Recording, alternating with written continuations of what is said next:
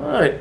Hello. I have an article that I want to share with you. I want to read the whole article to you because I think it's an excellent article that's been reflecting what I've been talking about on Long Island, what's been going on for a long time about discrimination against minorities, discrimination against people in programs, and preferential treatment for wealthy white people. So this is an article from the Brick Underground, some kind of New York real estate website. And the article is about segregation on Long Island. And I'm going to read you the whole thing right now. It says, how did Long Island become so segregated and what can be done about it? Recently, a t-shirt designed by students from Oceanside High School drummed up some controversy in the Long Island town. The shirt, Hatch reports, created by a group of friends for an annual senior cut day, included a number of racial slurs and epithets. The school quickly distanced itself from the shirt, emphasizing that it had no part in its designs, but locals took to social media to express their disgust. One person wrote, "I hope you realize the community won't stand for your intolerance." I grew up in Oceanside and graduated from Oceanside High School, and while my graduating class thankfully remained scandal-free, I wasn't terribly surprised by the story. My hometown, and many like it on Long Island, is overwhelmingly white, over 90% according to the 2010 census. And despite its proximity to New York City, as well as Long Island's overall diversity, the region is highly segregated, which especially is apparent in its public schools. At least in my experience, this can create a collection of self-contained bubbles in which there's little to no contact between people from different backgrounds. And these separations are striking. According to The Atlantic, affluent Garden City is 88% white, while Hempstead, directly to the south, is 92% black and Latino. It seems like intolerance is part of life for many on Long Island. So how did the region get to such a point where, 60 years after Brown versus the Board of Education, towns and public schools are still starkly divided? The history. Long Island segregation did not develop in isolation. Instead, it is reflective of a nationwide reality that sprung from decades of discriminatory housing policies. Richard Rothstein, author of The Color of the Law, described in an interview with NPR how people of color were historically hindered from owning places in places like Long Island and kept separate from whites by the federal government. During the 1950s, he explained, the government subsidized homes in the suburbs that had deeds forbidding resale to African Americans. He points to Long Island's Levittown, perhaps the most famous example of a post-World War II planned suburban development, as an example of how these racist policies were perpetuated.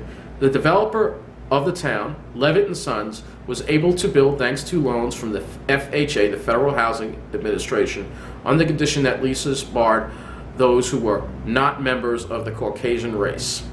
This blatant form of housing discrimination was officially outlawed with the passage of the Fair Housing Act in 1968, which prohibits basing the sale or rental of a home on a person's race, nationality, religion, or gender.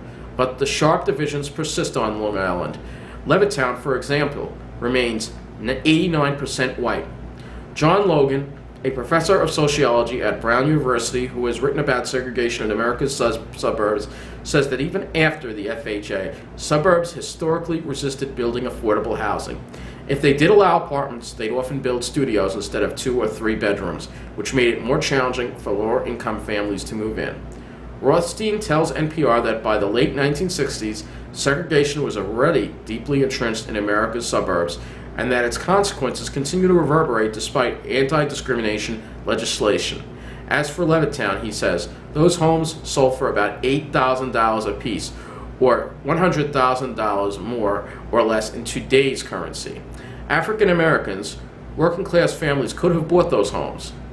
Today, though, those homes sell for $300,000 to $400,000. In the ensuing 2 generations, the white families moved into those homes gained that $200,000 to $300,000 in equity appreciation. He goes on to explain that because people of color didn't benefit from that appreciation, today African American incomes are about 60% of white incomes, but African American wealth is about 5 to 7% of white wealth. It doesn't help either that unfair housing practices persist on a more stealthy level in many Long Island communities.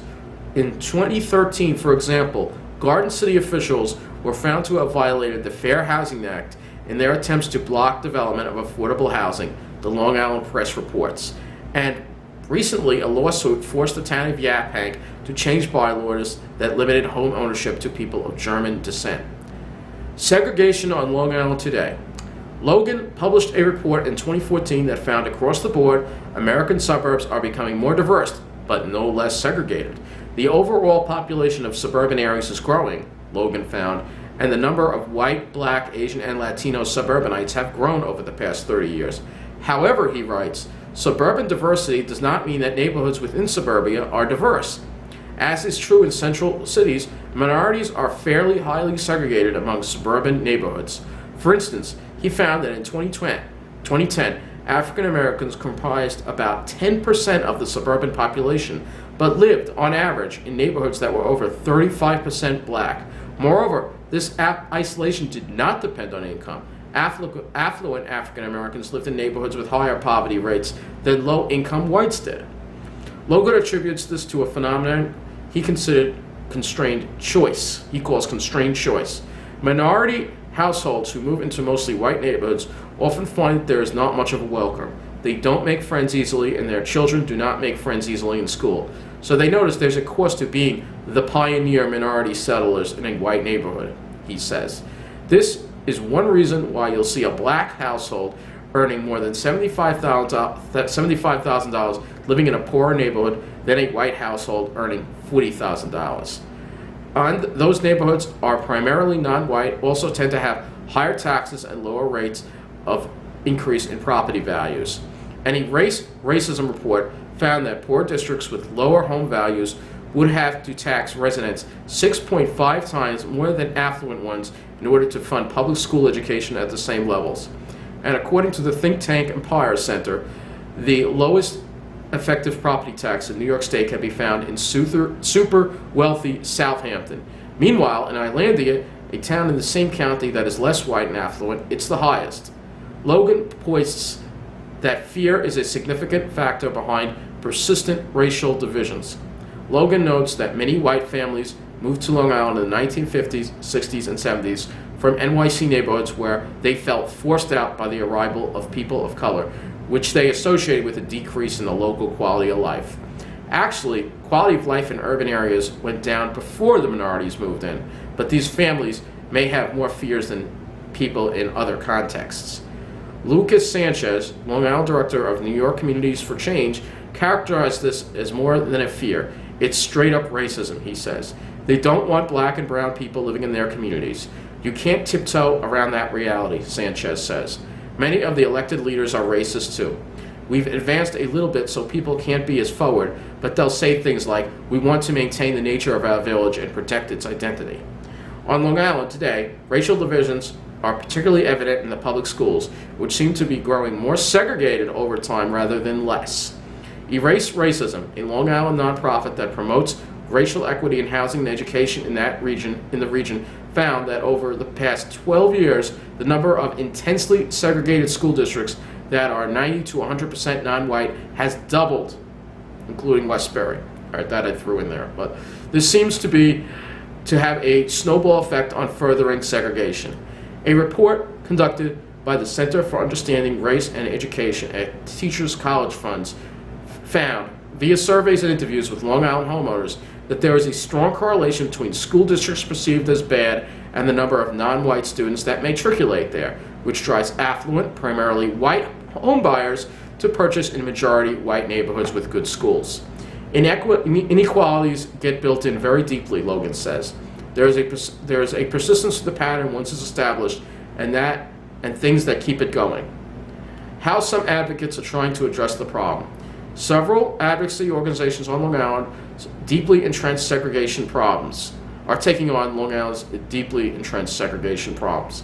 Erase Racism, for instance, found through its inclusive housing initiative, has been working to expose incidents of housing discrimination on Long Island and reinforce anti-discrimination laws. Last year, in cooperation with the Fair Housing Justice Center, the organization sent testers to an apartment complex in Comac and found that management misled prospective black renters, but not white ones, about the availability of units. They successfully settled a lawsuit against the complex for violating the Fair Housing Act. Another advocacy organization, Long Island Fair Housing, spearheaded the lawsuit in Yaphank against the town's restrictions on non-German American homeowners. And Sanchez says that NYCC has made fighting segregation a top priority. As we were doing all this housing work, supporting tenant associations, taking on exclusionary housing, looking for systematic solutions to foreclosure, we wondered how to tie all these things together. How do we give purpose to the work we're doing? We came up with anti-segregation. Long Island is the most segregated suburban area in the United States.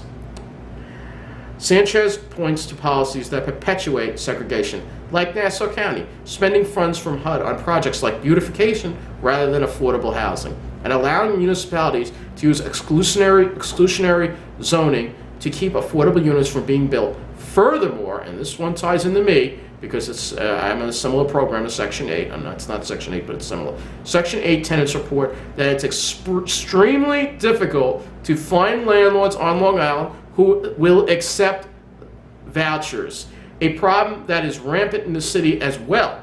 So people said move to the city, problems rampant there too.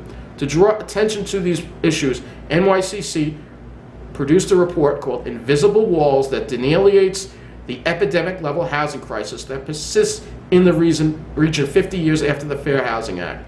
Beyond awareness raising, Sanchez says NYCC and organizations like it are doing on-the-ground work. We're mobilizing low-income folks of color to call officials on Long Island out for their persistent racism and refusal to join the 21st century. So maybe I need to reach out. That's the end of the article. I hope you read it. I know it was a long article. If you didn't want to watch the whole video, at least you read the article because this talks about all the stuff I've been experiencing.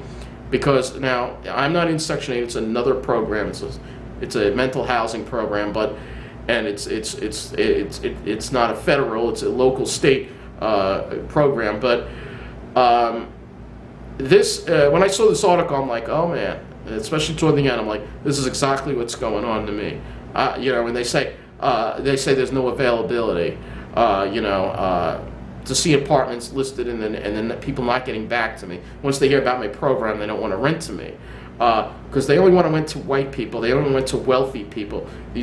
Long Island is becoming more segregated, not less segregated. Yes, we've had a lot more minorities moving here, but they are steered into the same communities. They're not allowed to live in Belmore. They're not allowed to live in Merritt. They're not allowed to live in Wandsworth.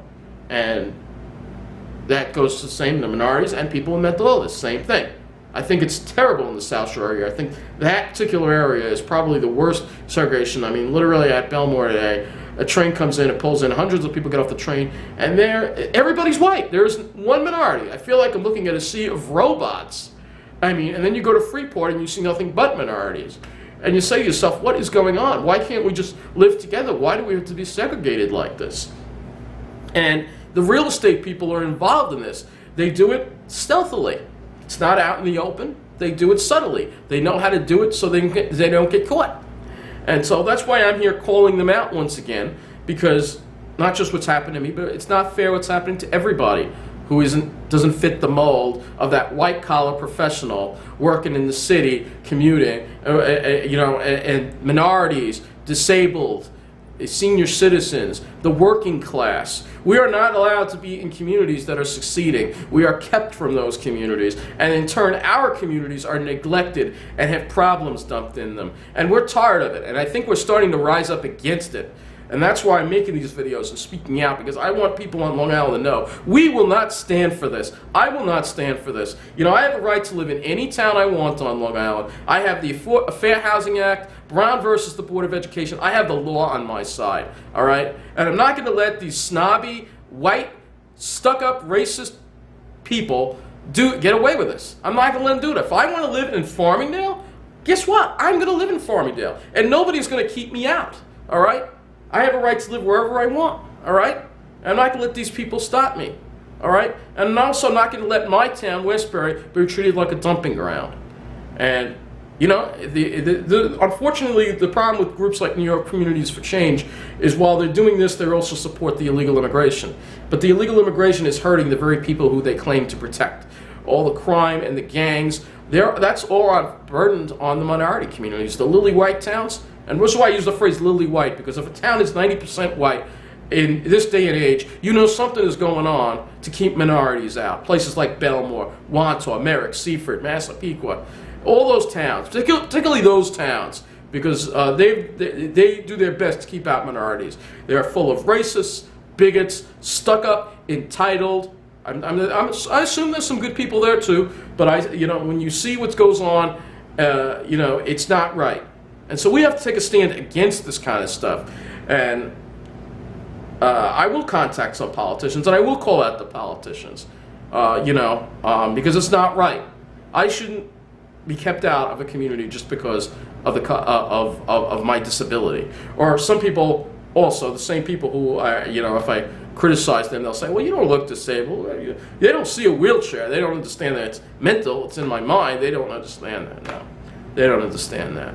People can't see it even when I talk. They don't know me,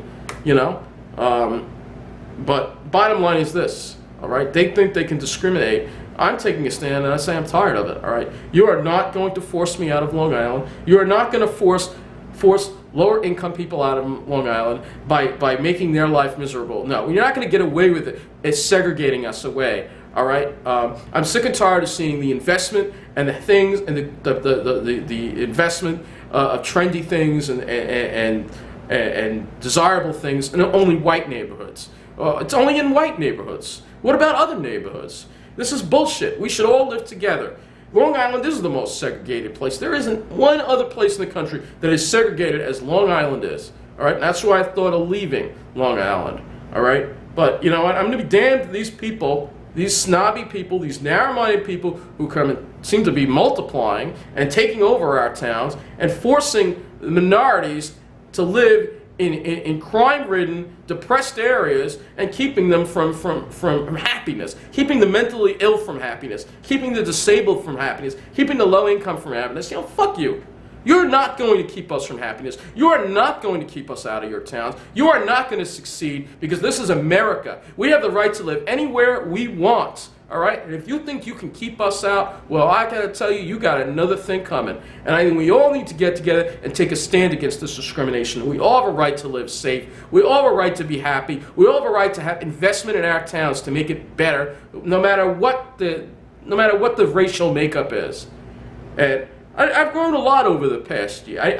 10 years ago, I never thought this was going on. All right? 10 years, I never thought this was going on 10 years ago. I've learned in the past couple of years that Long Island is probably one of the most racist areas in the entire country. And I'm glad that people are calling out and speaking up for what is going on and shaming the people that support these segregation and support these housing processes. I think there needs to be a lot of arrests in the real estate industry, a lot of arrests in the politicians, all the corruption, from the nice bus situation to the discrimination, all this stuff. We got to speak up and take a stand.